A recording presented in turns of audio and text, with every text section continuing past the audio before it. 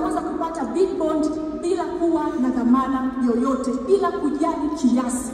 Kwa hiyo hapo ndipo marekebisho tuliyofanya. Maana mwanzo mtu alikuwa akija tu na mradi amefikia ile limit ya bilioni 4, tunamwambia nenda katafute dhamana. Na hapo sasa limit inakuwa imeshakuwa kubwa, alafu sasa anawaza ni dhamana gani ambayo tutaitumia kufikia hicho kiwango. Lakini kwa mtindo huu tumeweza kutoa hizo dhamana zote. Hii tu kukusaidia au kusaidiana kuongeza wigo. Kama nilikuwa na uwezo wa miradi miwili na ugopa gharama au nitapata wapi dhamana, sasa hizi una uhuru wa kufanya kwa jinsi utakavyoweza. Ni nguvu yako tu site. Ni nguvu yako tu utakayokuwa nayo site mwenyewe kuhakikisha unamaliza miradi mapema na unaitekeleza kutokana na matakwa yaliyowekwa. Lakini pia tunajua kwamba wakandarasi tulikuwa tuna kilio kikubwa sana kwamba nimepata advance payment guarantee. Kweli nimepata hiyo pesa, lakini haitoshi kumwezesha mkandarasi kuweza kuraise certificate. Wengi walikuwa wana hayo malalamiko, ndio maana unakuta mtu unampa advance bado anakuja nyuma kuomba mkopo. Ili at least ukichukua ile mobilization akiweza sijui kukopa sijui kuongeza mafundi pale na nini, inakuta ile advance haijatosha, haisaidii kuraise certificate. Sasa kama benki tukaongeza kitu cha tatu, hicho cha mwisho kinaitwa bridge financing. Tukasema tutatoa 15% ya bridge finance ya contract sum, na maanisha kiasi cha mkataba 15% itatolewa kama mkopo, ambao mkopo huo pia hautakuwa na dhamana yoyote. Kwa kusema hivyo, utakuwa una advance payment guarantee ya 15%, haina dhamana. Utakuwa una bridge finance ya 15%, haina dhamana. Kwa hiyo toto mradi tu unapoanza tayari utakuwa una uwezo wa kumobilize 30% of the contract sum ikusaidie wewe kuanza kazi na kuraise certificate. Kwa hiyo hicho kikubwa sana ambacho tunaamini kitakwenda kutusaidia na kutupa uwezo mkubwa wa kuraise certificate zetu. Lakini tukasema inawezekana ukafanya kazi umeraise certificate, we never know yanayoendelea huko mbele. Ikatokea bahati mbaya katika ile certificate muda kusubiria unahitaji pesa. Basi ikitokea muda kusubiria unahitaji pesa, kwa sababu tulikupa ile bridge finance, bado hatujaondoa ile certificate discounting facility. Ile pia bado ipo. Utakuja na certificate yako ambayo umeiraise na tutaweza kukupa 70% ya ile certificate ili ikupe uwezo wa kuendelea na kazi zako. Sasa kikubwa ambacho tumekifanya kwenye certificate, kwa sababu kumbuka ulishachukua bridge finance. Ile bridge finance kulipa kwake, utakapokuwa una raise certificate, inabidi tulipe ile deni tupunguze. Tutakuwa tunapunguza at least at 20%. Kwa hiyo unapokuja kuchukua certificate ile 70%, tutakumbuka una 20% ile ya kupunguza. Kwa hiyo certificate tutakupa at 50%. Ili kusaidia certificate itakapoiva, utaweza kurudisha certificate discounting amount na utaweza kufanya service ya ile nini bridge finance. Kwa hiyo utakuwa una uwezo wa kuservice ile mikopo yako yote miwili kwa wakati mmoja. Kwa hiyo pia nalo tuliweza kulizingatia. Lakini zaidi ya yote, muda wa bridge finance of course tumeweka sawasawa na muda wa mkataba. Kwa hiyo kama ukiwa na mikopo yako 3 au 4, kila mkopo tutakuwa tunauseti kutokana na muda wake. Kwa sababu unajua kila mkopo una malipo yake na kila mkopo una muda wake. Kwa hiyo tutaweza structure ya mkopo ifanane na structure ya nini ya ule mkataba. Kwa hiyo hicho kitu kingine ambacho tumeweza kukiongeza. Kuna kitu kimoja, I'm sorry good. Kitu kimoja ambacho tumekifanya pia kwenye hii Samia Infrastructure Financing, cha muhimu sana ambacho natamani kuweza kukielezea, mikopo ya CRDB Bank. Tukisema bond rate yetu, interest rate ya ambayo tunacharge huwa inakuwa ni 20%, ambayo ni reducing balance. Ukienda kwenye actually almost kama 10% au 11%, inategemeana na zile siku, zikiwa siku 365 au siku 360. Lakini kwenye Samia Infrastructure Bond interest rate tumeishusha, tumeipeleka hadi 15% kutoka 20%. Kwa hiyo hilo pia tuliangalia kuweza kupunguza gharama kwa wakandarasi wetu, ili kwamba basi hata kwenye kile anachofanya ile profit margin iweze kuongezeka. Kwa hilo pia benki imeliangalia na kuweza kupunguza kwa kiasi hicho. Zaidi ya yote, wakandarasi ambao wataweza kuqualify hii mikopo ni wakandarasi wetu wote ambao wamesajiliwa na bodi ya wakandarasi, bila kujali ni klasi ya gani, wote wana qualify. Wakandarasi ameweza kuongelea mkurugenzi wetu hapa, anasema kama TARURA akimpitisha, sisi CRDB ni nani? Kwa hiyo na sisi tutakuwa tunatakiwa kupitisha. Hapo naongelea kwa maana ya experience ya kazi. Kwa hiyo bila kujali ana experience ya mwaka mmoja, miezi 6, miezi mingapi, kama TARURA kisha kuwa amempa kazi, na sisi tutaweza kumpa hiyo kazi kwa sababu ameshaweza kumfanyia vetting na amempa hiyo kazi. Lakini kigezo kikubwa ambacho pia tumeweza kukiongelea na mkurugenzi wangu amekiongelea ni ule tunasema clean report ya kwenye credit bureau. Hiyo ni muhimu sana, na ninaomba niwape rai wakandarasi kwamba ninajua dunia, yani tunasema biashara haizijanyooka, kuna ups and down nyingi sana, lakini pia itakapokuwa inatokea changamoto yoyote, kazi yetu mojawapo sisi benki ni kutoa ushauri na kuhakikisha tunaweka proper structure ya ule mkopo ili kuweza kusaidiana tusiharibu ripoti zetu kwenye credit bureau. Wakandarasi ambao wanafanya kazi na CRDB wengi ni mashuhuda. Ikiwa kuna delayed payment, tunajitahidi kuextend payment ili kutengeneza clean report upande wa credit bureau. Lakini kama unafanya kazi afu ukaacha imedelay, hujarudi benki kufanya mawasiliano yoyote, ule mkopo ukaanza kufall due, siku zinaongezeka, tayari inakuchafulia ripoti yako. Kwa hiyo unajikuta ukienda benki yoyote inakusumbua. Kwa kwenye hili nitamani sana, tunajua kwamba kuna changamoto, lakini kama kuna changamoto yoyote, nenda kwenye benki ili tuweze kurekebisha status zetu za repayment. Kwenye hilo natamani sana niweze kutoa rai ili kwamba itusaidie kuweza kuaccess hizi fund. Sasa kwenye hilo mimi nikisema niweze kuelezea nini tumefanya, hayo ni maboresho makubwa ambayo tumefanya. Ya kwanza nimeelezea kuondoa dhamana yote. Ya pili tumeongeza ile bridge finance, nikimaanisha kwamba kuanzia sasa kwenye Samia Infrastructure Bond tunaweza kupata 30%. Hizo ni cash money, sio guarantee. Maana yake nachukua advance payment 15%, bridge finance 15%, total tunapata 30%.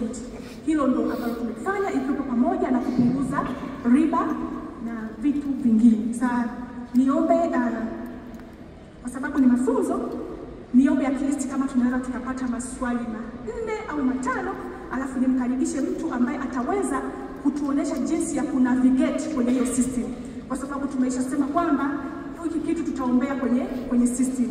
Kwa hiyo naomba kama maswali, nafikiri 4 yataweza kutosha, 1, 2, 3, 4. 4 yataweza kutosha. Mengine nitakapokuwa nimeshuka huko chini, kwa sababu staff wa benki tuko wengi, tutaendelea kuulizana na kuweza kupeana elimu zaidi. Sasa niombe kama kuna mtu ili tuweze kuuliza hayo maswali.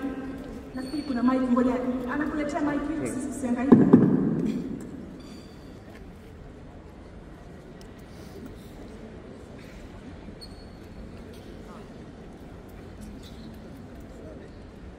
Habari za jioni. Mimi naitwa Michael Mwiwanga, mkurugenzi wa kampuni ya Mirogena. Nilikuwa na maswali mawili. Kwanza ni swala la credit bureau, kwa sababu wakandarasi wengi kwa changamoto ya kulipwa malipo kwa wakati.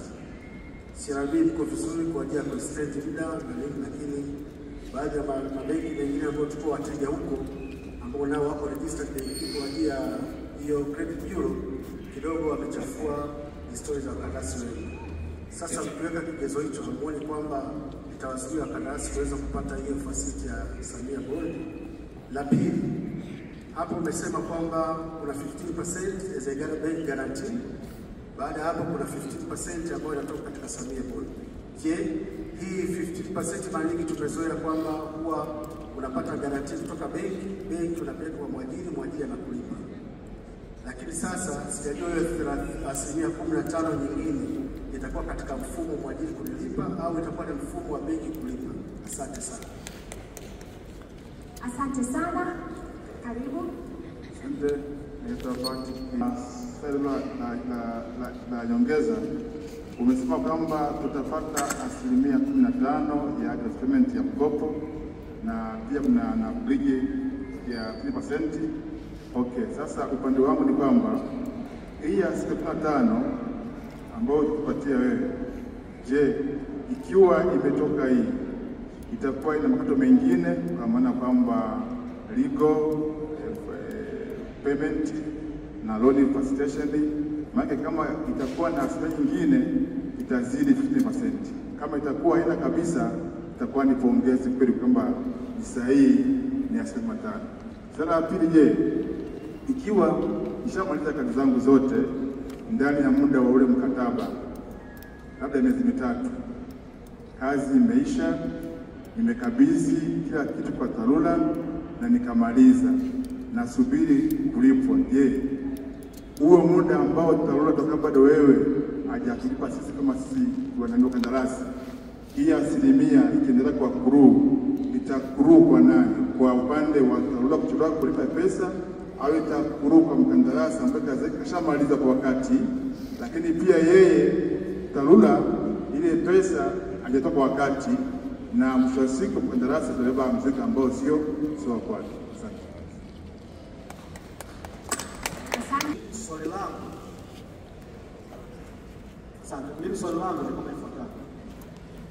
Unaweza kuwa katika mkoa mmoja umemaliza labda kazi moja au kazi mbili, umezikabidhi kwa wakati, lakini katika mkoa huo una kazi zingine labda mbili au moja, lakini zile ulizomaliza kuna certificate mezani, kazi ambazo umeshamaliza kwa wakati.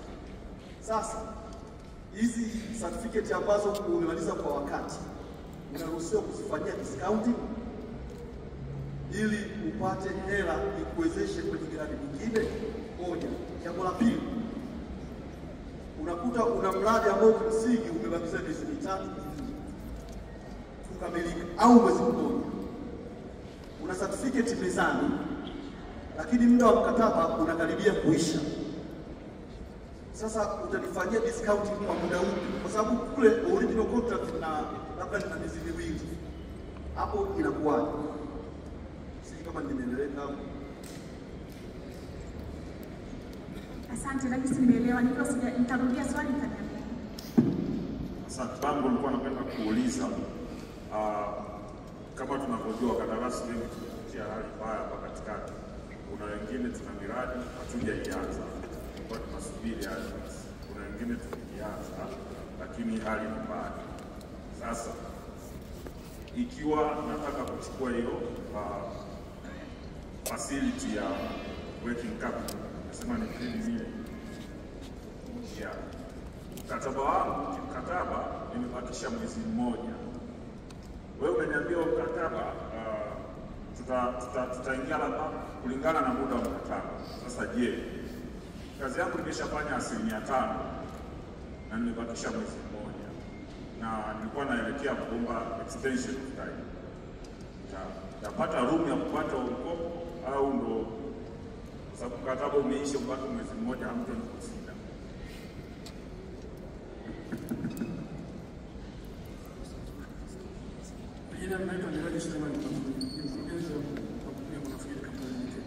Mimi nilikuwa naulizia swali moja. Wakandarasi wengi tuliopo hapa na miradi mbalimbali, kuna miradi TARURA, Wizara ya Maji na TANROADS. Sasa hivyo kwa miaka mingi ya sasa, kwa nini takuwa shida kwenye rekodi mbaya kwa hiyo tena? Sasa je, hili ni kama benki nyingine ni kuwa sasa ya nyingine, kuna hiyo working capital na mikopo mingine kwa ajili ya mitambo. Naona hii hapa ngeelezea hapa. Sisi na mwingi inakuwa mikataba ni 6 au 3. Sasa je, kama tutachukua mkopo wa mitambo, je, ndani ya 3 kweli mtafuta kulipa huo mkopo au benki itakuwa imejipanga vipi na hiyo? Lazima tuongeze hati ya professional. Swali langu ni kuhusiana na hiyo certificate discount. Mathalan na contractor ameshachukua mkopo kumaliza kazi, amechukua hizo advance payment na hizo bridge finance, akakopa pesa nyingine kumaliza kazi yake. Kwa hiyo atakuwa na certificate, lakini pia wenda amekopa benki kumaliza. akija akachukua certificate discount, manake ni mkopo mwingine. Kwa nini CRDB Bank msijipe ile certificate ambayo anakuja ambayo ameshairaise, msijipe full, alafu nyie mchukue pesa yenu kutoka kwa TARURA.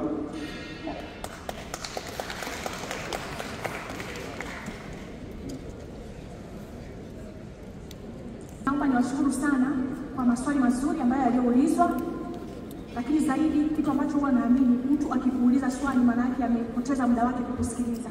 Kwa hiyo kwa maswali hayo ninawashukuru pia kwa kunisikiliza. Lakini zaidi ya yote, maswali yanaashiria kwamba watu tunataka kuelewa na kuweza kuhakikisha kwamba tumetekeleza kile tulichoambiana. So nitajaribu kujibu maswali, ikitokea kama kuna swali linahitaji support ya wenzangu kwa sababu tuko timu kubwa ya CRDB, basi tutasaidiana ili kuhakikisha wote tumeweza kutoka na majibu ambayo tumeridhisha nayo. Naanza kwa swali la kwanza. Swali la kwanza lilikuwa linaongelea kuhusiana na kigezo cha Credit Bureau, kwamba inakuwaje kwamba hicho ndicho tunatumia kama kigezo, na tunajua wazi kwamba wakandarasi wengi wanapata changamoto alafu bado tunataka kutumia kama kigezo. Naomba niweze kuambia ukweli kwenye hili. Sisi benki ya CRDB tuko na regulator. Nikisema regulator anakosa jina lake la Kiswahili, lakini sisi tunaongozwa na miongozo ya Benki Kuu. Katika miongozo hii ya Benki Kuu, kitu kimojawapo ambacho mteja tunatakiwa kumkopesha ni yule ambaye ana rekodi safi za ulipaji. Benki Kuu kazi yake mojawapo ni kuhakikisha kwamba tumeweza kulinda pesa za wananchi, tukijua kwamba pesa ambazo zinatolewa including bond, hizi pesa zote ni za wananchi tukiwepo sisi wenyewe. Lakini Benki Kuu ametoa room ya kusema kwamba mtu kama ana sababu zinazoelezeka na uthibitisho, huyo anaweza kufikiliwa. Sababu zinazoelezeka na uthibitisho, huyo anaweza akafikiliwa. Tatizo kubwa ambalo mimi nimekutana nalo kwa uzoefu wangu ni kwamba mradi nimefanya umefika njiani, nikapata hela nyingine ule nikauabana, nikaenda kwenye mradi mwingine. Nilipolipa hela ya mradi wa kwanza nikahama nayo nikaenda nayo kwenye mradi mwingine. Kwa hiyo tu inaonekana kwamba huyu mtu sasa hata hii tukimpa tujue atapeleka mradi gani. Kwa hiyo hata kusema unaipeleka BOT uweze kuielezea inakuwa changamoto. Lakini kama ni sababu ambayo inaweza kuelezeka na uthibitisho upo kwamba nilichelewa, nikafanya reminder, nikawaelezea benki, tukafanya vitu vyote ambavyo vinaelezeka, benki inaweza kufanya consideration kwenye facility kama hiyo. Kwa hiyo ndio maana ninazidi kusisitiza mawasiliano kati ya benki na mteja ni muhimu sana. Wakati mmoja tuko binadamu, wakati mwingine unalala unawaza, bora nitoe huku nipeleke huku. Ukitoa huku ukipeleka huku, mkataba wa mkopo unasema usifanye fund diversion. Usichukue ile hela uliyoambiwa ukafanyie kazi hapa, ukaipeleka hapa. Tayari unakuwa umesha divert. Sasa bahati mbaya vikizama kote kuwili, maelezo yanaanza kuwa magumu. Ndio maana mimi nasema tujitahidi sana kuweka vitu vikae kwa mtindo wa kunyooka. Na hata kwetu kazi huwa inakuwa rahisi. Hakuna kitu kibaya ninakufahamu afu nakwambia wewe qualify siwezi kukupa. Tunaanza tu kukimbiana, hadi nikikuona na kukimbia. Yaani tunaanza tu hadi kupelekeana, lakini kumbe ni kitu ambacho tungeweza kutengeneza mazingira mazuri tukaweza kuelezana. Kwa hiyo ni taratibu ya Benki Kuu ambayo imewekwa na sisi kama benki ni lazima tufuate ambacho Benki Kuu anatuagiza, na sio CRDB peke yake, ni benki zote za Tanzania. Kwa hiyo natamani tuweze kuielewa kwa mtindo huo. Kwa hiyo nakisi nimejaribu kujibu. Naenda swali la pili. Swali la pili inasema, ikiwa pesa nimepewa 15% ya guarantee, hii 15% nyingine inatokea wapi? Na hisi swali linamaanisha hivyo, je, linatoka na lenyewe tena kwa TARURA au hii 15 linatoka kwa benki? 15 ya kwanza tulikupa advance payment guarantee, ile ni pesa ambayo inatoka kwa mwajiri wako. Maana kwa kikao hiki cha leo tunamaanisha kutoka kwa nani? Kwa TARURA. Lakini 15 ya pili haipo kwenye ule mkataba wa TARURA. Hii ni benki imejiongeza ili kuweza kusaidia wakandarasi wetu. Kwa hiyo hii nakutana na wakandarasi wengi anasema na mkataba naomba mkopo. Nakwambia leta dhamana. Na wengi unakuta ndio vijana tu wameinukia, wamepata kazi, amejitahidi, amepambana, lakini bado hajaweza kujenga, hana dhamana. Kwa hii tunasema okay, watu hawana dhamana lakini wana mikataba mikononi, tuwasaidiaje? Na tukasema kwenye hii hebu tuiweke, tutoe nini? Dhamana. Lakini hii maanake ule mkataba wako ndio kitu pekee ambacho kinakulinda, na ndio sababu kubwa sisi kukupa ule mkopo. Kwa hiyo hii ni mkopo kama mikopo mingine, maanake utakuwa unalipa na utakuwa una fees zote kama mkopo mwingine. Mwanzo wengi walikuwa wanashindwa ku-access kwa sababu ukishatamka neno dhamana ilikuwa ni changamoto. Kwa hiyo ni mkopo kama mkopo mwingine, isipokuwa ni 15% ya ule mkataba wako. Na a good thing ukiangalia kwa sababu kama ikitokea ni 15% ukapata na hiyo 15 tayari utakuwa una 30. Kwa hiyo nimetamani pia niweze kuelezea. Nimejibu maswali mawili hapa kwa wakati mmoja. Kuna mmoja aliuliza je, 15 inatoka wapi? Mwingine aliuliza je, hiyo 15 ina charges kama mikopo mingine?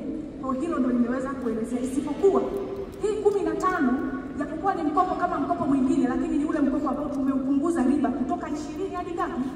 15%. Kwa hiyo kuna hiyo benefit kwenye upande wa riba kwenye hii 15. Mwingine anasema ikiwa nimemaliza kazi zote alafu anasubiriwa kulipa alafu amemaliza kazi lakini bado hajalipwa, je, ikitokea kuna zile interest ambazo zimeakuza ule mkopo, ni nani atakuwa yuko liable kuweza kulipa hizo? Je, benki au mteja mwenyewe? Kitu ambacho tunajaribu kukipredict labda ikija kutokea tofauti, kwa sababu tunaamini kwamba kwa sababu pesa zipo sasa ambazo tulikuwa wenyewe tunahangaika tumezitafuta, delay ya payment haitakuwa kubwa kama ambao tuna experience sasa, kwa sababu kazi kubwa ambayo tumefanya benki pamoja na nyinyi ni kukusanya hizo Samia Infrastructure Bond ili ziweze kusupport kuweza kuhakikisha kwamba tunawalipa wakandarasi. Kwa hiyo kwa kuanza au kwa kuendelea, tunaamini kitu kama kitatokea, tunaamini kitatokea kwa udogo sana. Ni kitu ambacho hatuja kipredict sana kuweza kutokea, kwa sababu pesa zipo na watu wataweza kulipwa. Lakini ikitokea kama hicho kitu kime raise ambacho tayari tumekisha kipa probability ndogo sana, basi kama ikitokea kuna kuchelewa kwa sababu mkopo aliyechukua ni mkandarasi, ile gharama ya riba bado itaendelea kubaki kwa mkandarasi mwenyewe, sio kwa benki. Kwa hilo pia natamani niweke vizuri, tukikumbuka kwamba kwenye hizi pesa za Samia Infrastructure Bond bado na wale wateja wetu waliokuwa wamezinunua tunawalipa coupon mara 4 kwa mwaka. Kwa hiyo pia hilo tuendelee kulikumbuka. Natamani pia hiyo pia na nimetamani kuweza kujibu kwa uwazi kiasi hicho. Mwingine anauliza anasema ikiwa mkoa mmoja ana kazi amemaliza kwa wakati, lakini pia ana kazi nyingine bado hajaimaliza, je, anaweza kutumia zile certificate za ule mradi aliyomaliza kufanyia mradi mwingine? Uzuri wa certificate discount, kama kazi yako umeshamaliza una uwezo wa kuraise, kwa sababu ile ni hela yako unaisubiria ungeifanyia matumizi yako mwenyewe. Kwa hiyo una uwezo wa kuraise ukaweza ukafanyia kazi nyingine. Tofauti kwenye nina mradi bado uko in progress, nimeraise certificate ya kwanza, bado nyingine zinaendelea. Tunatarajia tukikupa hii hela utaitumia kuendelezea ule mradi uishi. Hicho namba moja. Lakini kama miradi yako imeisha, umeraise certificate unasubiria, hizo hela unazopata ile si ndio profit yako? Ile una uhuru wa kwenda kutumia kwenye mradi wako mwingine wowote. Ikitokea kwamba katika ule mradi mwingine unaotaka kwenda kuutumia tayari umefikia expiration, karibu unafikia mwisho wa mkataba, tunapenda sana kuwashauri wateja kwamba waende wakaongeza, wakafanya extension ya mkataba, ili kwamba tunachokwenda kukubaliana tuwe ndani ya makubaliano yako wewe na mwajiri wako. Kwa hiyo tutakushauri tunaenda kafanya extension ili ninachokupa kiweze kufanana, tusiende nje ya mkataba ambao umekubaliana na mwajiri wako. Kwa hiyo hilo ni la muhimu sana. Naamini nimekujibu uliyekuwa una certificate zingine.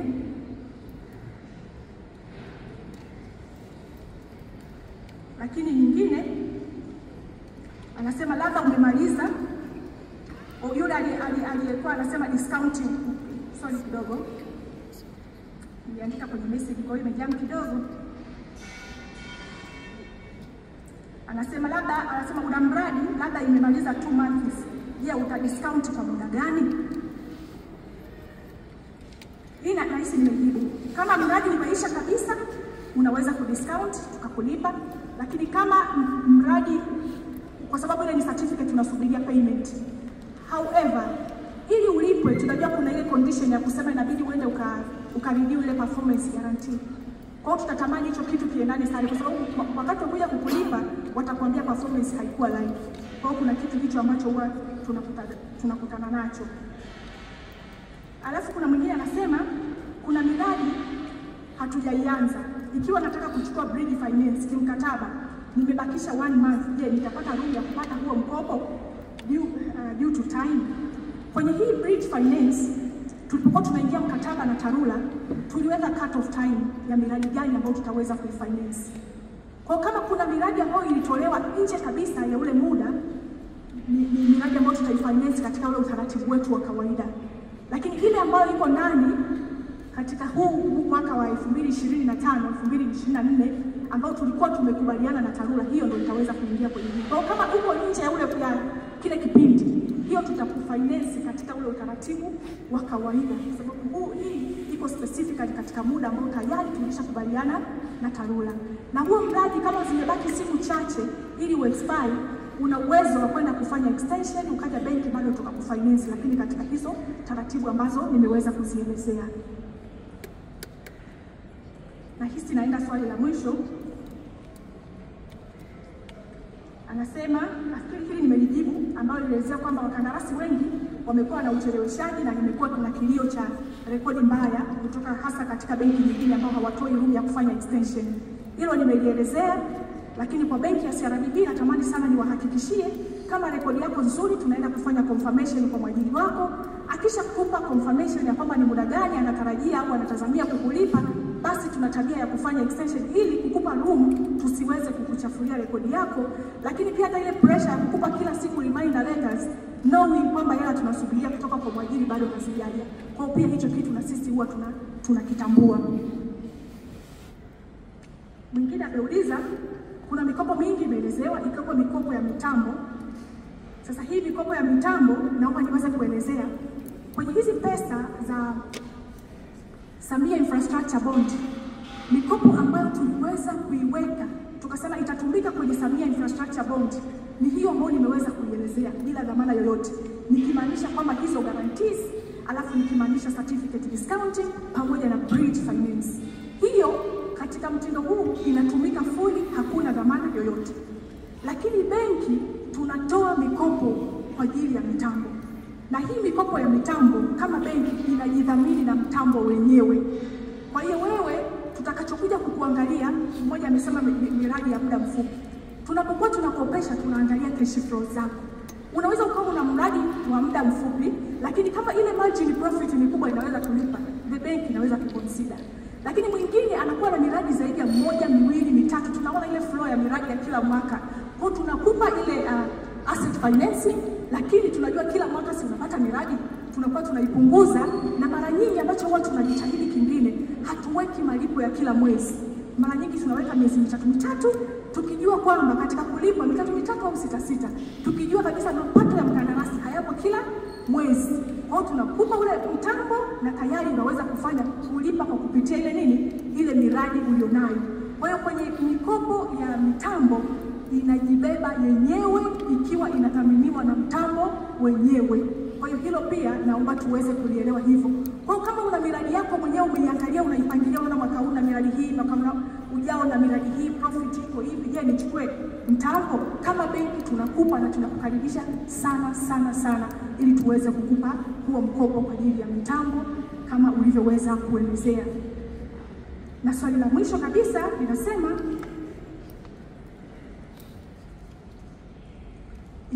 naonaje kama benki, anasema naonaje kama mteja kwa ajili ya akija kwa ajili ya certificate discounting ambao ni mkopo, sisi benki tulipe tu huo mkopo, tuchukue pesa yetu, tuchukue hela yetu wenyewe kutoka kwa TARURA?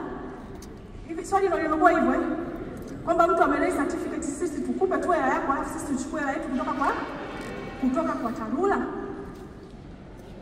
Yaani yale atakuwa yale wewe ndio uliingia mkataba na nani?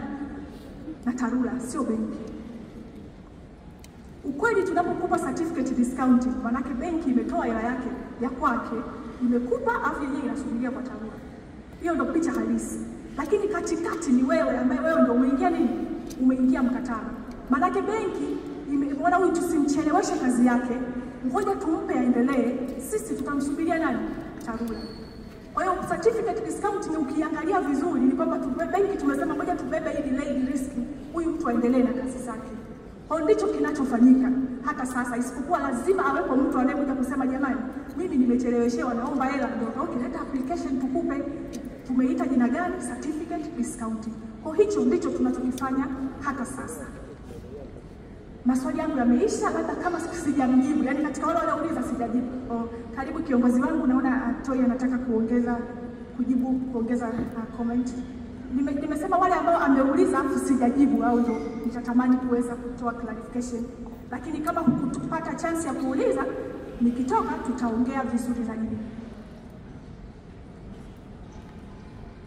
Jamani, habari za jioni. Poleni kwanza kwa kuchoka, tunaona kabisa jinsi gani ambavyo kazi. Naomba tupigie makofi yake. Nadhani amejibu maswali yote, na nilikuwa naandika hapo swali la kwanza mpaka la mwisho. Angemisi swali lote, mimi ningekuwa nachukua kwenda kuwajibu vizuri. Naomba niwahakikishie kitu kimoja.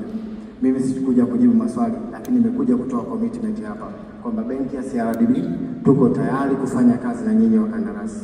Mkiona kwa jinsi ambavyo tumekubaliana na TARURA, na pia kwa msisitizo aliotoa Mheshimiwa Waziri Mchengerwa kwenye hii kazi ambayo tumepewa na sisi na serikali, ni wahakikishie tuko tayari, na tuko tayari kutenda, na tuko tayari kufanya. Lakini pia kwa poto inayokuja inaenda kuondolea swala la TAT, turnaround time, ambayo tumekubaliana kwamba haitachukua muda mrefu.